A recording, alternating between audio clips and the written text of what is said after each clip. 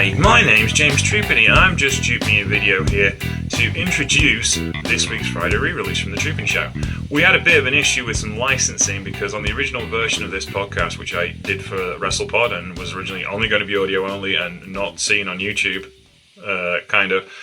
we included the Crush Gals theme tune, and the copyright owners have suggested that I don't include the theme tune. So, there's a bit of a video intro for you so we have no issues. I'm going to say that this video was originally done with Miss Chelsea Spollen of New Jersey currently, and of course Mr. Marcus Green of Baton Rouge, Louisiana, and we hope you enjoy the show, and apologies for my interruption of your podcast listening and viewing. Take care, and we'll be back next Friday with another Friday re-release. I hope you enjoyed this one. Bye. So, All Japan Women. Chelsea, you have been so looking forward to doing this bit. Why is All Japan in the 1980s one of your favourite subjects? Because basically every female star from that era who is of note is just completely incredible and belongs in the history books as one of the best of all time. Like, so many of these ladies are just so amazing and did so much for wrestling and are just incomparable. There you go. That sums that up about as definitive as you can. Marcus, what's your impression of this particular area of All Japan Women? And, you know, again, coming in at it as an outsider who's not watched too much of it, what do you think of it? Again, I mean, just coming off what we just was talking about with Jumbo and Tenryu, I mean, just, you know, for the women, I think to succeed to the level that they did in this time, it spoke even more volumes to just, you know, the people that they were individually, because I do think it was a little bit more dense, and you know, the hurdles were a little bit higher to jump over. So, you know, these women not only proved that the level of toughness, but, you know, achieved a level of success that rivaled them many times. So it just, you know, it speaks volumes to that culture, and, you know, just, you know, the level of competition that it bred, and really the, you know, the performance that it would essentially create, because these were, you know, women who very much, you know, thrived in this for a period of time, and kind of, you know, went back to regular life. But at a time, you know, when they were at, you know, the height of their success in wrestling, they were kind of like these super athletes almost. So, and to be a pop star at the same time is insane. So, just, you know, it just, again, the legitimacy of these stars always sticks out to me. Yeah, I mean, last time we talked about All Japan Women, we kind of got up to the point where Jaguar Yokota was the star of the company, and we talked a little bit about Lioness Asuka being kind of her equal or on a same kind of playing field when it came to ability as Jaguar Yokota.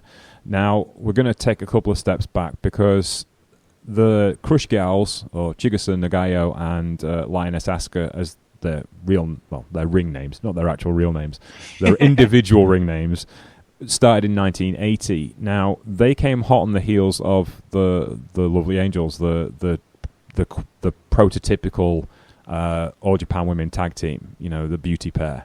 These guys were the ones that really propelled All Japan forward into the consciousness of Japanese wrestling fans, and specifically teenage girls. And that's really important to remember, because when we talk about All Japan Women in the 1990s and in the late 80s, it's a very different dynamic, a very different audience dynamic than what we are speaking about today. Now, we also talked about the beauty pair being pop stars as well, but that consciousness, that popularity of the beauty pair and Jackie Sato individually meant that the popularity of Joshi had grown, and it's a very kind of exponential learning curve for Joshi, because they started off with no TV coverage, and then, you know, all being family members of the Matsunagas, or married to a Matsunaga brother, or a daughter or a sister or a cousin of a Matsunaga brother. And that first wave very quickly brings more people into the dojo, and then the next wave brings the beauty pair into the dojo, and they bring in even more people into the dojo. So all these people that want to be wrestlers, that have the drive, that have the athletic ability, the Matsunaga brothers get to pick the cream of the absolute crop of these wrestlers. And as you go through the 80s, it's a pattern that repeats itself, to the point where you're talking about when me and Chelsea did the Dream Slam review, you know, people like Megumi Kudo weren't good enough to be All Japan Pro Wrestlers, which is just insane. But we'll get to that in a few episodes' time. This is my favourite phrase at the moment. So in this particular point in the 1980s, we've got these two wrestlers, Chigusa Nagayo and Linus Asuka. The Matsunaga brothers almost instantly see great things in them. Chelsea, what do they see in these two people who are short-haired, athletic-looking girls next door? So the girls next door appeal is definitely important because teenage girls looking at them feel like they're relatable, but they also get that like power fantasy of like, oh my God, these women can do amazing things. And, you know, look at how strong and tough they are, but they look just like me. I could cut my hair that same way and dress like that. Also, I think, especially I feel like with these two, with Chigusa Nagayo and Linus Asuka in particular, there's so much charisma there. Like I never feel bored watching a match of theirs. Like you can't. They are so electric right away.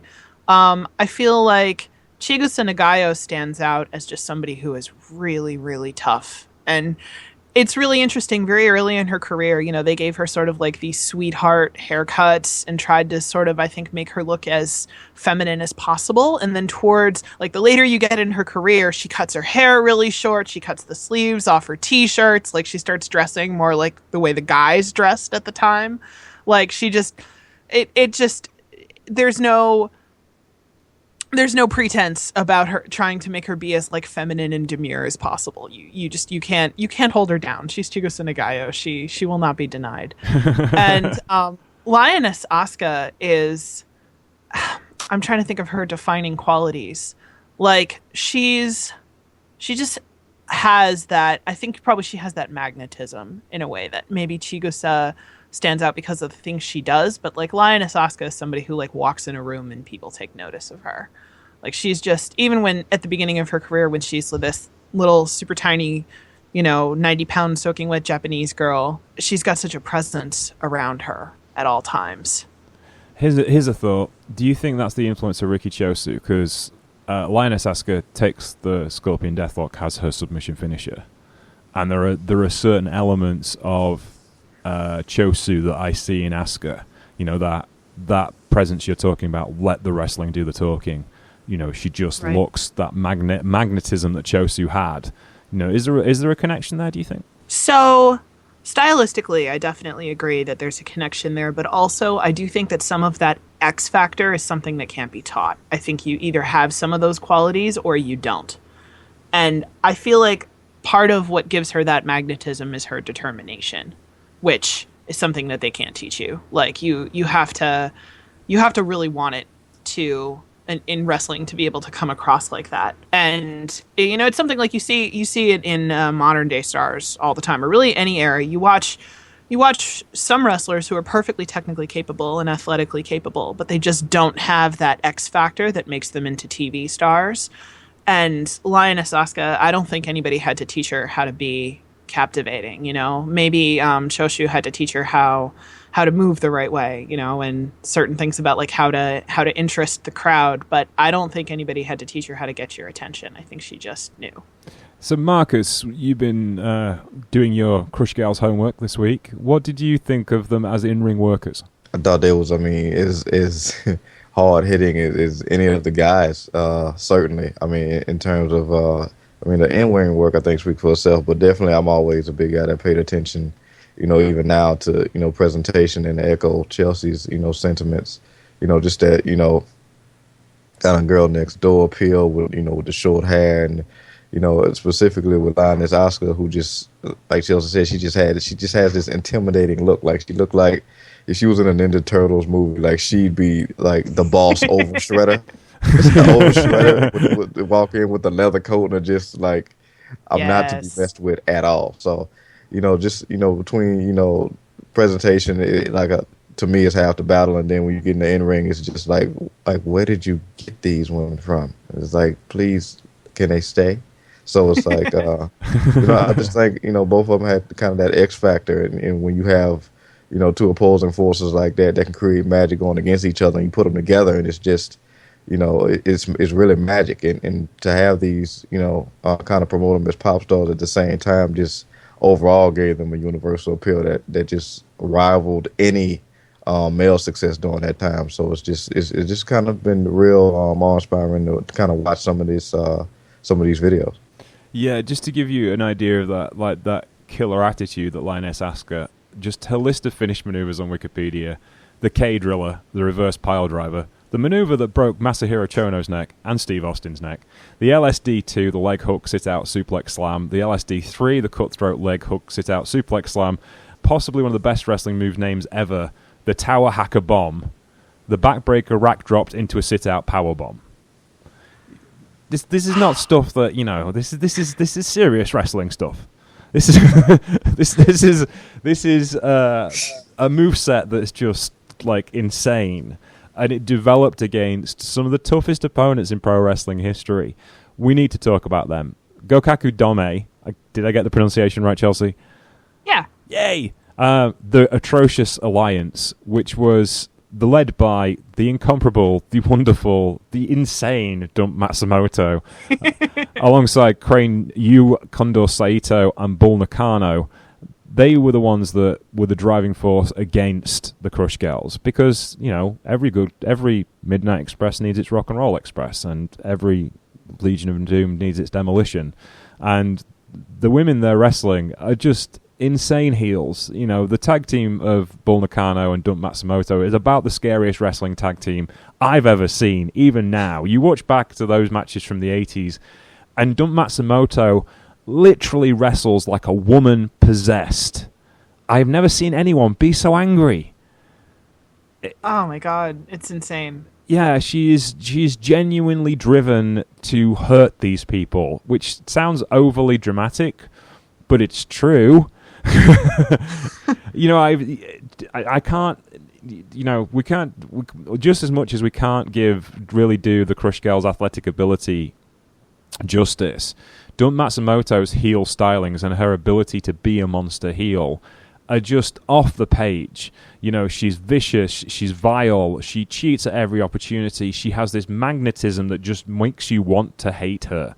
She has all of these attributes, and she's the right-sized person. She's a larger lady, as we say, but, you know, that doesn't slow her down. She's still incredibly athletic for her size. Marcus, what did you think about Dump Matsumoto and this entire heel stable that just seems to never give in, and they are just like the ultimate heels as far as AJW fans were concerned in the 1980s? Yeah, well, I mean, if I was a fan watching that time, I might be a little just scared, because like you said, it was just, you know, this almost felt like a controlled chaos, but very much, you know. Again, the word intimidating comes to mind, because, you know, not only was it, you know, very chaotic and, you know, seems frantic at times, but the accuracy in which they do a lot of these strikes, like, you know, even today as I watch somebody like Asuka, who, you know, has a certain level of intimidation with her, specifically when she's smiling. So, you know, but, you know, when it gets in that ring and she just turns it up, and you like, she's really like this.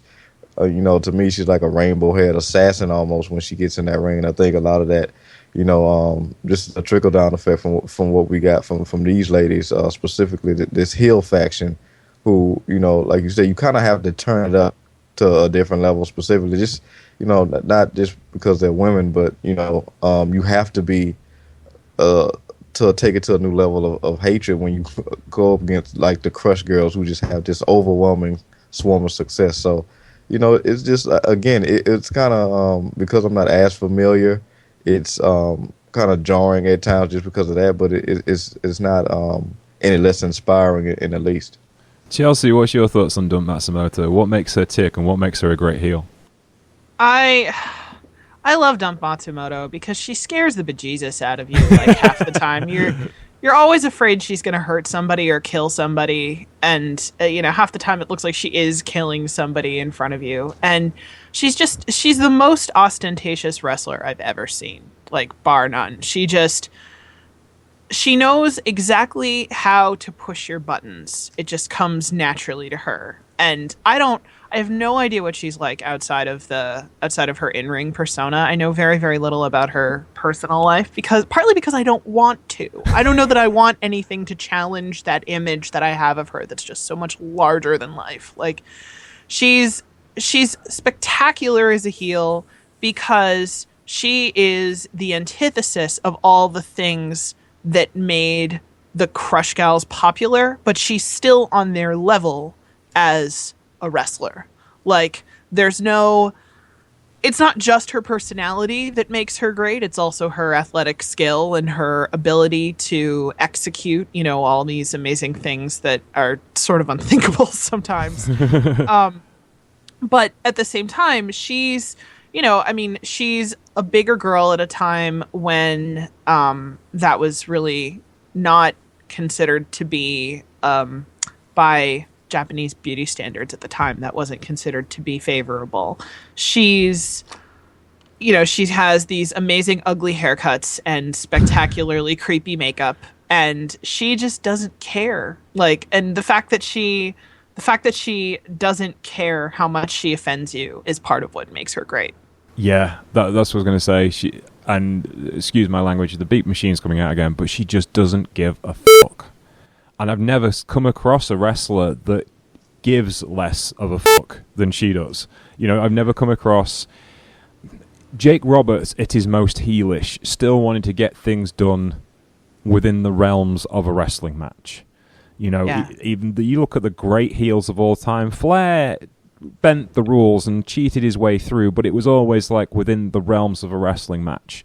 And even Abdullah and the Sheik, their intent was to win the wrestling match. And I'm not sure that Dump Matsumoto wanted to win the wrestling match. She just wanted to hurt the other person that was in front of her. I don't even know if it's just that she wanted to hurt the other person that was in front of her, though, because I think if her only goal was to hurt people, she probably would have just beaten people to death, and that would have been the end of it. She would have had a very short career.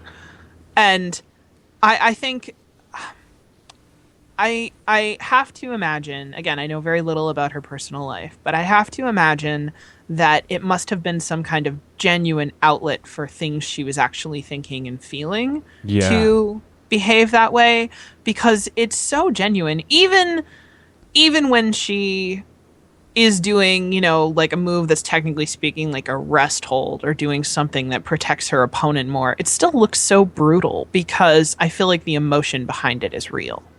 Yeah, that's exactly it. It's even today. I mean, I watched a Dump Matsumoto match. And the last match I saw her in, I saw her on a Marvelous card of all places. She was doing shows there, and that wasn't probably the best example because it was a house show and it wasn't as involved. But there was a Sendai Girls tournament. I think it was in 2011. I'm just looking here to see who she was against. And she's like at 52 at the time, and she's in this match, and she's the first leg of the tournament for the veterans. Okay, so she's the one opening. She was the special surprise, right. And she lays into her opponent in such a savagely vicious way. I have never seen anything like it. Even I was familiar with Matsumoto. I'm familiar with her work. I knew what she was like. But even then, it was just shocking, and it just so violent, and just so she pulls out some scissors from her tights, and just lays into her opponent, and it's like, what are you doing? It's very much a form of just looking at some of the stuff now. It's very much a form of like emotional and psychological warfare that she imbued, because, like you said, even with the rest holds, it's like, it almost looked like a form of torture at times, because I could very much, of course she would do all these things, especially in tag matches, while looking at the partner of said victim. And you got to believe that even the person taking this stuff was like, what the hell are you doing to me right now? And so, very much a constant form of intimidation with every single move that she did. Like, it looked like she was writing something on opponent's head and then stabbing them, and then writing something else and then stabbing them. It was very unorthodox, but again, like Josie said, it went with her whole appeal. Like, she looked different, she moved different, she was just one scary lady. So just she had intimidation factor down to a science almost. Now, Gokuaku Domei begin their dominance of tag team wrestling with Crane Yu to begin with, and then when Crane Yu goes into the background, she picks up a new protege in Bull Nakano. Now, Bull Nakano in the 1980s was a slightly different animal to the Bull Nakano we would come to know and love in the early 90s.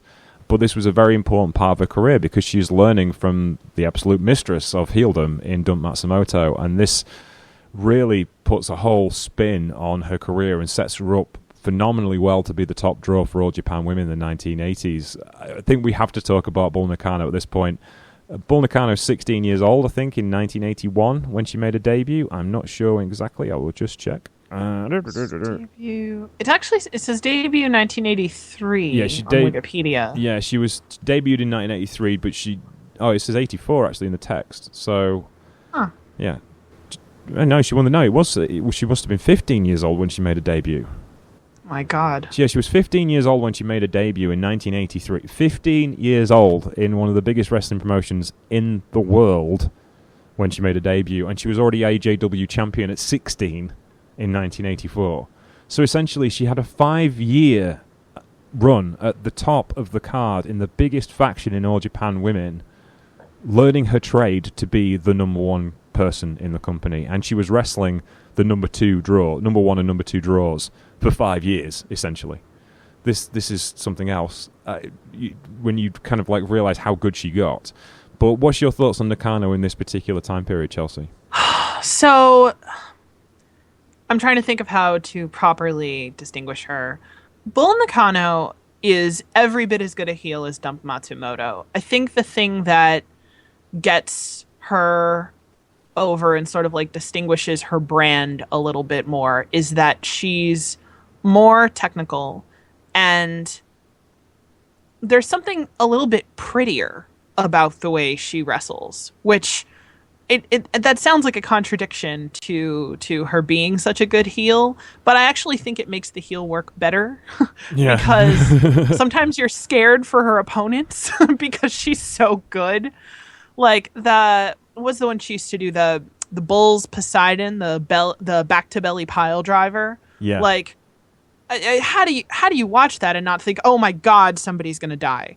Like, she was just so good and so athletically capable, and she just pushed herself so hard. Like, I think that's another thing that all the women in this era have in common is you can tell they all just push themselves so hard to be the best. And Bull Nakano is definitely somebody who that stands out as one of her defining qualities for sure. Marcus, were you more familiar with the Bull Nakano of the 1990s from WCW and WWE, or did you know what were your impressions from watching that person than watching the younger person? Yeah, I'm more familiar with obviously the 90s version, but I mean, I'm not really surprised even when you said how young she was, because looking at some of the instances with that, even with that match that we had with the young girl and Kenny Omega, is like these performers start out young anyway. Like, yeah. Because I feel like she put on a fantastic match, and I'm like, okay, she's gonna be special if she ever wants to do this full time. But yeah, I mean, just again, what sticks out to me most often is just the intimidation factor. I mean, from the hair, the makeup. I mean, she had a size about her, but like Chelsea said, there was a certain style to her that was a little bit had a little bit more pizzazz to it than Dump did, but at the same time, it was just as vicious.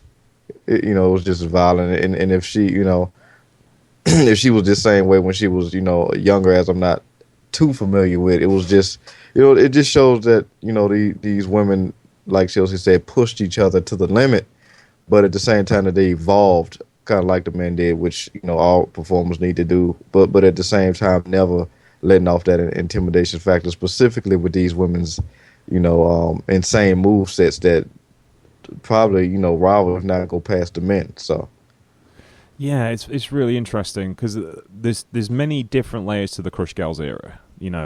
On the one hand, as we've just talked about, these are phenomenal athletes. They are doing things in the wrestling ring that no one has even tried before. They're incredibly tough. They're amazing brawlers. They're technically adept.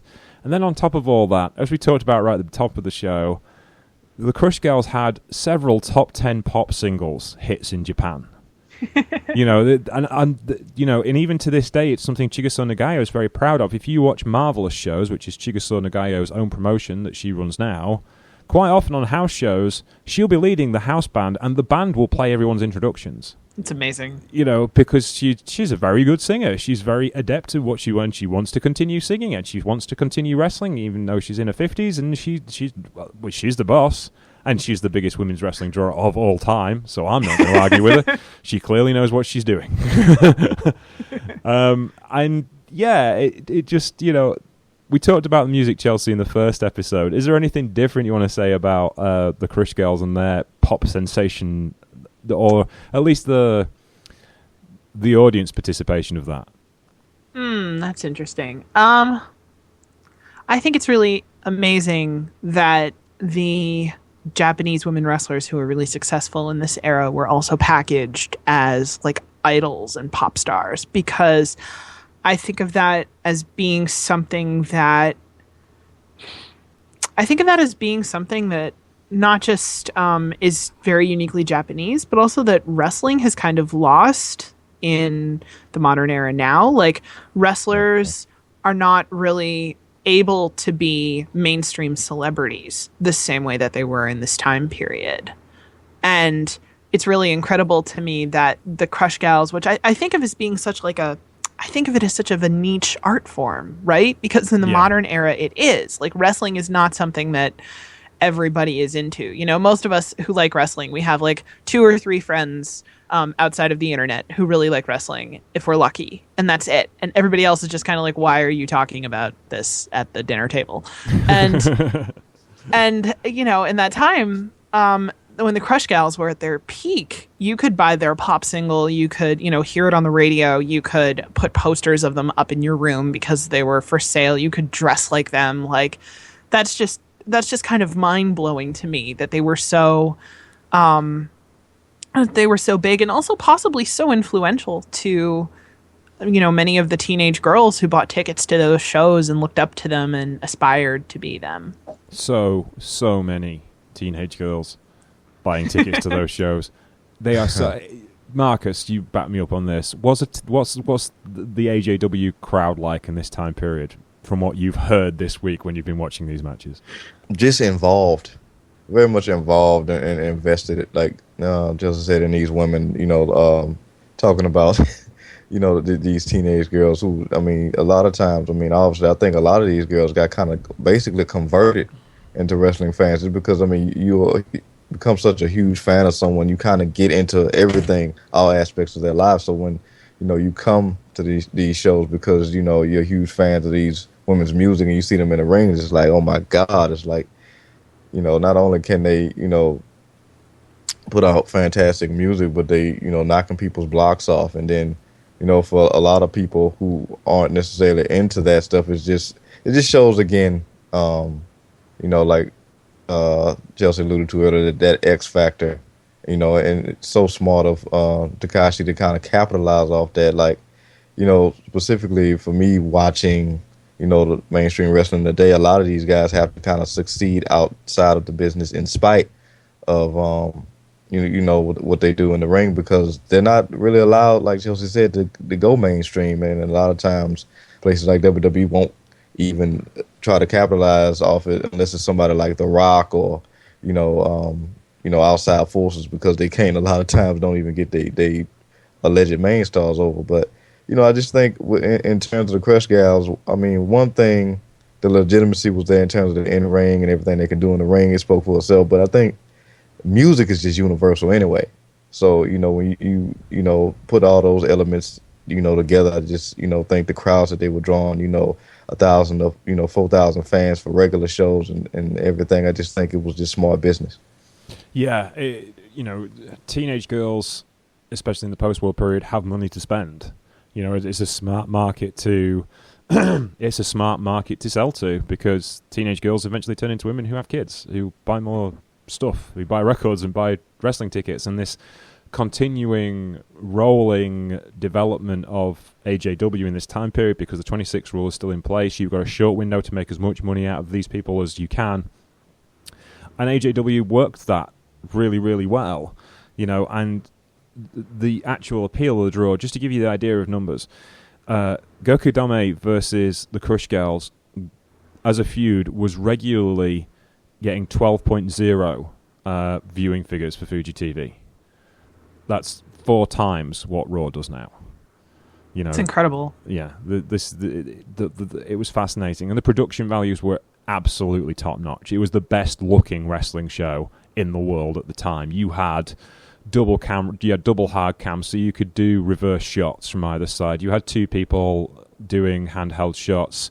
They were doing close-ups. They were presenting it really well. They had 4-way commentary teams who never trod on each other's toes. You can listen to the commentary on AJW shows, and it's like music. Everything fits together. It's so beautifully well done. It's so beautifully presented.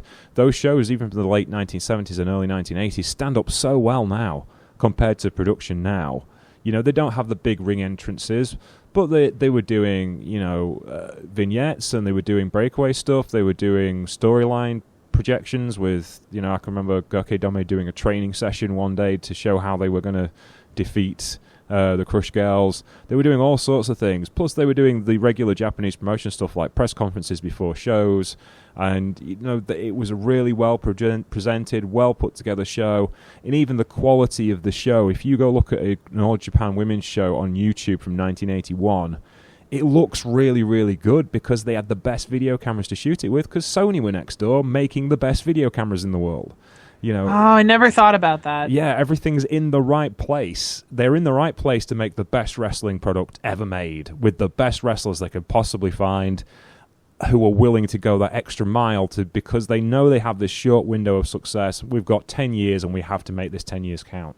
And I think that's one of the driving forces that makes this product so special. Now, the big feud, obviously, is between these 2 tag teams. And it starts in around about 1985 on and off. And it really goes hell for leather until 1986, when Matsumoto wrestles Chigusa Nagayo in a hair versus hair match. And Nagayo loses. And it is just the sound of young women screaming. Just screaming is the only way I can put it. It's almost devastating. Yeah, it is literally just, you can feel their hearts breaking. This is how deep this storyline is. How would you describe it, Chelsea? Because I'm lost for words to describe it any better than that. Oh, man. It's hard to tell, first of all, who the crowd cares about more, because it feels like the crowd cares about everybody so much. Like, there's nobody they don't care about. So then seeing Chigusa Nagayo lose like that, and it's I feel like the audience is partly screaming because they're devastated, and I also feel like they're partly screaming just because of the epicness of the moment. It's I'm at a loss for words too. It's really, really, you just have to watch it. Yes, here you watch this. You watch. Yes. Yeah, you should do, and you should also watch the rematch, which is even more phenomenally off the charts. It loses something actually when you watch the first one, because the fans are so emotionally invested. But when Chigusa gets the win back in another street fight, and I'm sure it's another hair versus hair match, and it is, by all accounts, it should be a horrible match. It's an interference-led mess. Gokuaku Domei interfere at every opportunity. At one point, they just beat the referee up because they figure, well, it's a no DQ match. He can't DQ me, so therefore I'll just beat him up instead. And then the referee manages to get back to his feet and finishes the match out. But the referee's bleeding in that match, and the crowd is just going absolutely crazy. And when Nagayo finally wins, the place goes unhinged. You have never seen a wrestling crowd respond like it. I just can't describe it. You do have to watch these matches, just because they're, as much as we talk about Manami Toyota and the next generation of All Japan being the best wrestlers ever, and they are, the actual level of emotional involvement, because, and this I'm not meaning to sound sexist, but teenage girls are emotional beings they run on emotion a lot of the time, and they get so invested in this and so into this, and the crowd reactions in this time period are just phenomenal, aren't they? It's amazing, and I wish that it was easier to find fan accounts from people who had been at those matches in person in English. I know they exist in Japanese, but my Japanese is nowhere near good enough to be able to understand them correctly. But I mean, I can only imagine what that must have been like to be in the arena and see some of these matches, because it's so emotional and it's so intense just watching it on my computer. Marcus, what did you think of these particular matches in this particular time period? I mean, again, I just think it's, kind of like the perfect storm, like I said, with them being able to capitalize off that teenage fan base. It was huge, for the popularity of the Crush Girls specifically. I mean, when you talk about just that reaction alone, I mean, we see it today where, these celebrities have these, have almost like they're fans of this faction, this insane faction. And if you, especially on social media where, huge stars like Rihanna, Beyonce have, legion of fans called the Beehive and the Navy. And if, you say anything discouraging about them, the legion comes for you and basically sends you death threats. So, when you talk about, that moment where she lost and the fans going nuts, these teenage girls get so invested. It's almost like what happens to them in the audience. So, and no one wants to get their hair cut off, specifically, a teenage girl, I would definitely expect. So, I just think those Japan crowds are always, always spectacular to watch, just in terms of, the build up towards, the finish. But man, that tension in that audience, specifically with those, young women, just only added to the match. And, for them to get invested into, Nagayo like they did. And, just because, like you said, the match itself, specifically the rematch with all the interference and everything to do with that, it's just sometimes it can become a cluster. But I think the investment is what really was the foundation. So, no matter what happened, they was just fully behind her and everything she did. So, I just think it's a credit to the booking overall. Now, when you look at this feud essentially lasted from August 25th, 1984 until August 23rd, 1986. This is a 2-year feud. And it has singles matches, it has tag team matches, and it has a feud with other people in the same kind of era as well. The Crush Girls win the championships from the Dynamite Girls in 1984. They then lose them to Dump Matsumoto and Crane Yu in 1985. They win them back a couple of months later. Then they have to vacate the championships when Shigesato Nagayo is injured. And then the Jumping Bomb Angels take the championships from Bull Nakano and Kondo Sato in January of 86.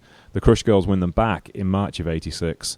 And then they eventually lose them to Dump Matsumoto and Bull Nakano. Linus Asuka was actually injured in that match, and Kazu Nakaore substituted for her.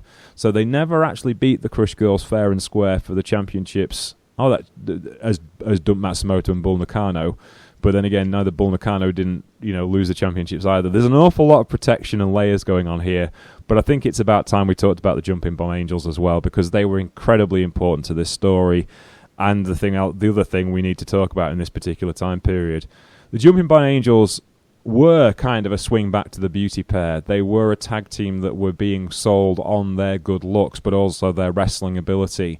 And they don't necessarily get talked about in the same breath, but they should do as the Crush Girls and Gokuaku Domei. It's interesting because, like you said, much like the Beauty Girls kind of capitalizing off, obviously, those looks. But, at the same time, I think with any of these, women that we're going through, the talent, of course, is there.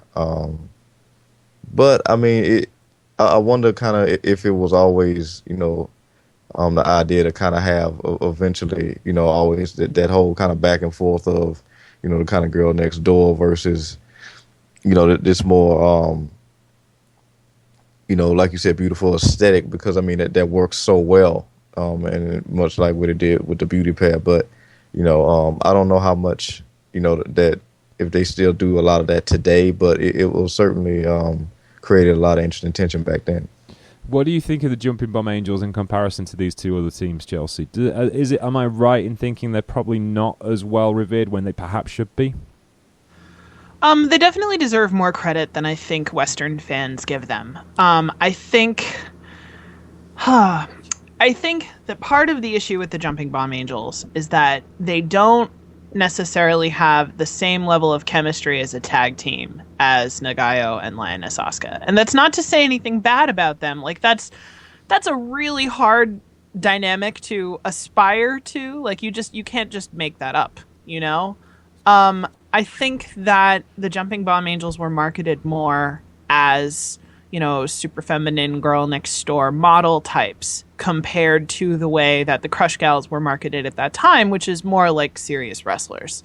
And that may actually have impacted how people view their legacy as a team, because the more feminine and female identified something is, the more likely people are to discard it and throw it away and discount it and act like it doesn't matter. They had some great matches with the Crush Gals. Really, any match you find with the Crush Gals and them is worth watching. It's interesting to note. I mean, they hold their own athletically, certainly. I sort of feel like maybe one of the other things that takes away from their notoriety now is that I don't know if either of them really has that, like, X factor. You know what I mean? Like, they're both very photogenic, very pretty girls. They're both very athletic. But I don't know if either of them are, like, natural TV stars. That's interesting, because when you look at the next kind of thing I wanted to talk about was all three of these teams ended up in the WWF. Yeah. You know, the Gokuaku Domei went first, and they had a short run. They didn't really get onto Vince McMahon's radar. They were something else to watch, because you can imagine this whirlwind of a tag team that just destroy everything in their path, rolling into, I think, Boston Gardens, and just destroying Velvet McIntyre and I think it was Velvet McIntyre and I watched that match. Johnson, I know what yeah. you're talking about, but I forget the name of the other girl. And they just roll in there for a TV show and TV match, and they just destroy the opposition. And it was really bizarre to see two women have such an impressive first, you know, showing. And then the Crush Girls go next. And me and you, Chelsea, talked about that match they had in Boston Garden before with Gorilla Monsoon on commentary, and Gorilla really takes a shine to Lioness Asuka, and they have a really impressive athletic-looking match, but it did look like, not that they were phoning it in, but they didn't look right in that environment. They just didn't look like they were at home. This was not the kind of thing they were going to be good at. Do you know what I mean? I wonder how much of that was producerial interference. Like, how much of that was the direction they were given at the time. Which I know is less of an issue in that era than it is now. But it really did feel like they were toning it down. Yeah. And then the Jumping Bomb Angels go, and they get a big run. They're nearly there for a year. You know, and they got to feud over the WWF Women's Tag Team Championships. Yes, there used to be a WWF Women's Tag Team Championship. And, you know, they get to feud over that. And, you know, the story goes that they were due to win the championships at WrestleMania 4, but due to a mix-up and some backstage politicking by our old friend, Fabulous Moolah, they ended up losing. They ended up, I can't remember, it was Leilani Kai and Velvet McIntyre, wasn't it? Or was it? I think so, yeah. They were the champions, and they ended up dropping the belts to them in Tokyo on an AJW show whilst they were on tour in Japan, apparently under the direction of the Fabulous Moolah, who'd been told that by Pat Patterson, and as she had more political clout in the WWE than any other woman, so they listened to her, and then Pat Patterson had to cancel the WrestleMania match because the layout was supposed to be the Jumping Bomb Angels, who were massively popular and incredibly popular in New York, were going to take the championship at WrestleMania. And if you find there is a Madison Square Garden match where they challenge for the tag team championships, and you look at that presentation, there's Leilani Kai and Velvet McIntyre, who are being managed by Jimmy Hart. You know, their top heel manager is managing the Women's Tag Team Championship, and the Jumping Bomb Angels, they come out and they're wearing, I think, all these women in this era tended to wrestle in swimsuits because that was the standard thing to wrestle in. But Right. they're wearing Stars and Stripes swimsuits, and when they take their jackets off, there's a massive reaction to that, as you know, there would be in that particular time period with that crowd. And the match is really interesting and really intense. Maybe not at the same kind of level as you would expect in Japan, but clearly, you know, those women, all of those women had wrestled for AJW at that point. I just find it fascinating that, you know, the Jumping Bomb Angels in that particular era were so over in New York. And it was interesting to me how the fans of that area reacted. And it would really take another 20 years for the WWE to get women's wrestling right as well as they did in that time period. That's really interesting. You know, I wonder, I'm thinking about it, and I'm thinking the Jumping Bomb Angels are more in keeping with what was sort of like the preferred female wrestling aesthetic in the West at that time. Yeah. The pretty girl who's, you know, not non-threatening is probably the best way of putting it, I guess. Right. But and they're non-threatening, but they also manage to be really excellent wrestlers. Yeah. That's a hard line to walk, I think. Yeah, and you know that's maybe another one of the reasons why they do deserve more credit. One thing we can get them credit for is Isuki Yamazaki, one of the Jumping Bomb Angels, actually retired to New York, and she is responsible for the Shikara Joshi Mania tour that occurred in 2011, where a lot of the existing Joshis of this area and modern-day Joshi came and wrestled for Shikara on a 3-day tour. I didn't know she was involved in that. That's so cool. Yeah, she did. She'd been looking to find a way of getting Joshi to the United States of America for quite a while, because she retired. She moved to New York, so she's probably not that far away from you. So you can go find her now. I can see you roaming the streets with a picture. Bumped into her on the subway. Yeah. And she'd moved to New York, and she was looking for a way of getting Joshi into North American pro wrestling. But she wasn't happy with... She didn't want to do it for like someone like TNA or Ring of Honor. She didn't think they were presenting wrestling properly or women's wrestling properly. So she was looking for an environment where it'd be a good place to really tell Joshi stories properly. And then her son is a big Shikara fan, and he showed her DVDs of Shikara and showing, look, this is pretty cool. Look how respectful they are to women. You know, it's intergender, but they have women versus women feuds, and this is such a cool promotion. And she got in contact with Mike Quackenbush, and Quack had already got a deal with Ice Ribbon for early 2011, I think. And a couple of the Ice Ribbon girls came over for Shikarasaurus Rex, because there was a couple of new... I think... one of the Takado Inoue, I think, was on that show. But they came over, they did a couple of shows on the same tour as Johnny Saint did his first appearances for Shikara. And then later on in the year, they did the Joshi Mania tour. And that weekend, Shikara, because of the Shikara tour, there were 6 offices in Japan that were closed because they didn't have enough talent to run. Wow. You know, and they all came over for Joshi Mania. And the headlining match is Sarah Del Rey versus Aja Kong. I think it was Sarah Del Rey versus Aoki Amada as well, which was due to be against Meiko Satomura, but Meiko Satomura was injured. So, you know, it was one hell of a tour and some of the best women's wrestling you're ever going to see in North America, and that was Itsuki Yamazaki. That was her wanting to really involve an American company in how to present Joshi properly. And thank you, Jumping Bomb Angels, for doing that for us. It's really amazing, actually, because I know Chikara fans who definitely don't follow Joshi very closely, but talk about that event and matches from that event. So if that was her intent, to help spread the popularity of Joshi to wrestlers in the U.S., it definitely worked. That's amazing. There you go.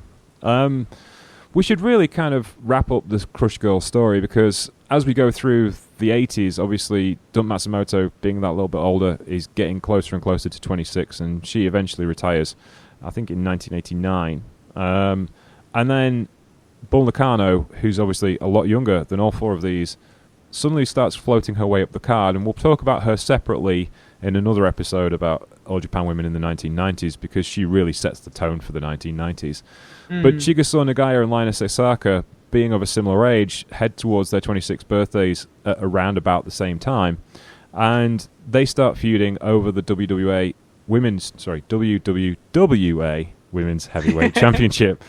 Oh, I thought the WWF was bad, but I forgot about this one. Now, Jagu Yokota obviously was the star singles wrestler, and she dropped the title in 1985 to retire to go and run the dojo. Devil Masami took over from her as the champion, defeating Dump Matsumoto. And then you have Yukari Amori. And then Chigusa Nagayo wins the championship on a house show in 1987. Lioness Asuka wins it from her via forfeit because Nagayo's injured. And they really try and keep each other away from each other for almost a year, really, from between Nagayo's first title win and Lioness Asuka finally defeating Nagayo for a vacant championship. This singles title run, which was a face versus face run, it really kind of ended the era of the Crush Girls in such a spectacular way, and really laid up All Japan Women for the next generation by clearing out so many stars from the top of the card.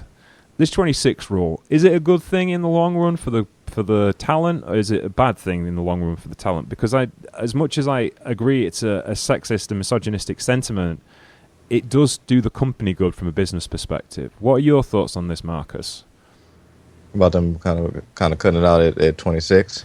I was saying the 26 rule, the definitive retire at 26 rule, is it good for the business because it does clear out people from the main event and you have to have a rotation of talent, or is it just this old school misogynistic ideal that, you know, is a bit of an archaic thought? What do you think about that?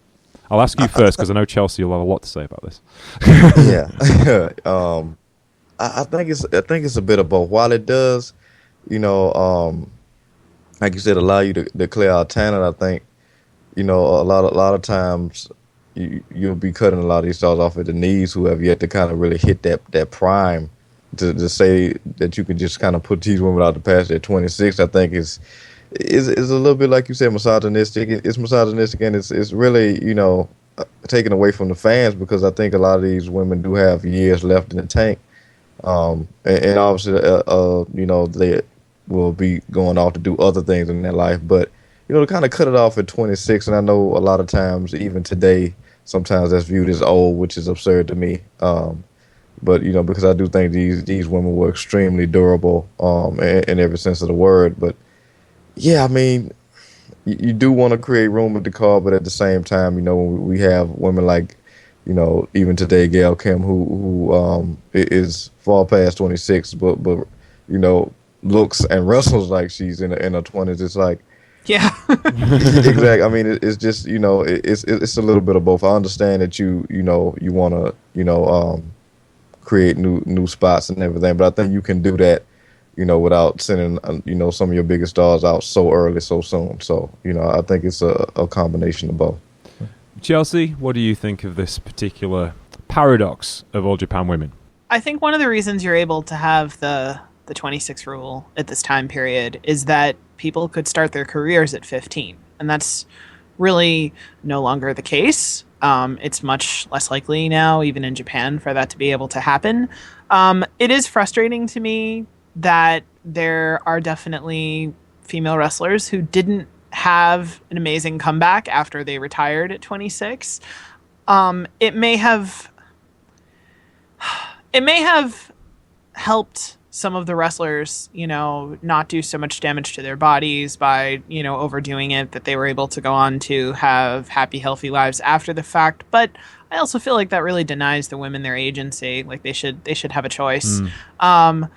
I think it's kind of hilarious. Like, we're talking about this in a conversation about the Crush Gals. Like, no one was able to get Chigusa Nagayo or Lioness Asuka to retire.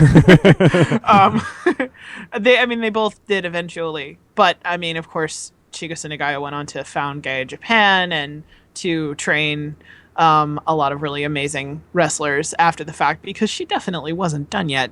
And, you know, I wonder, like, It's unlikely for companies now to have a mandatory age rule quite the same way that they did before. But I do wonder about the idea of having a rotation of, you know, like, you're only allowed to be at the top for a certain number of years before we'll either move you down the card or get rid of you altogether or relegate you to like a subset of the same promotion, etc. I'm not convinced that that's the worst idea in the world because, as we all know, as is happening later today at Survivor Series, there are some wrestlers who have been around for a long time who just won't go away to make room for anybody else. Yeah. I don't think that was necessarily the foundation of the 26 rule, though. I think the 26 rule was founded on sexist men thinking that when girls were past that point of marriageable age, then they were no longer sexy and attractive and desirable to men, which is freaking hilarious because women were the ones buying tickets to those events in the first place. That's true, and I know of Joshi promoters to this day who still think like that. I'd like to point out Chigusa Nagayo, 51 years old, still wrestling. Still doing it. Yep, still doing it, still promoting shows, still having fun, and she rededicated her life to professional wrestling. The very first, well, not the first Marvelous show, but the last independent promoted show she did for Kaoru before she went back into promotion full-time. She actually went on the house microphone and said, I'm going to rededicate my life to professional wrestling because quite clearly I don't want to do anything else ever. Which is a continuing trend, and all the people we talked about, Dave, all in some form of way gave back in a lot of ways. But what one of the Crush Girls, like you said, improved it and helped, elevate the women to a level that she herself may have not been able to achieve just because of the blocks that went her way. So. Yeah, and that kind of ends our story of Gokuaku Domei and the Crush Girls and the Jumping Bomb Angels. And, we leave this footnote because perhaps the best footnote of this era was Bull Nakano's WWA World Championship run, which lasted for 1,000 days. Well, 1,057, when she took the title from a vacated championship where she beat Misako Nishiwaki in July of 1989. And she held it until Aja Kong defeated her in 1992. But that period of All Japan Pro Wrestling was perhaps the greatest upheaval in AJW because that's when the next generation laid down their markers for what they would do. And perhaps the greatest generation of pro wrestlers ever were founded, put together into the same roster, and had the greatest professional wrestling matches there's ever been in the next 5-year period. And that will be the subject of another Troopany show, because we've got so much stuff to talk about with that, we cannot do any more justice to it, other than to say, the next time we look at Joshi is the next time we start looking at Manami Toyota, and we start looking at Akira Okuto, and we start looking at Yumiki Hotta, and we start looking at Combat Toyota, and Megumi Kudo, and QT Suzuki, and Dynamite Kansai, and Mayumi Ozaki, and wrestling is never as great again as it is in that time period. In my personal opinion, you don't have to agree with me, but, that's what I'm thinking anyway. So we'll wrap that up for today's show on this AJW special edition of the Beginner's Guide to Japan on the Troopany Show. I'd like to thank Mr. Marcus Green. Thank you very much for your time, sir. Pleasure as always. Thanks for having me. It's great to be back. And you can find him at Paradox Kid on Twitter, not on WrestleTalk TV, but you can find all his stuff on WrestleTalk TV. He writes loads of stuff specifically about TNA, which if you are a TNA fan, which you should be, he writes some of the best guides to those shows and gives his opinions every week. I'd also like to thank Chelsea Spollen of ShouldersUp.net. Thank you very much for your time, man.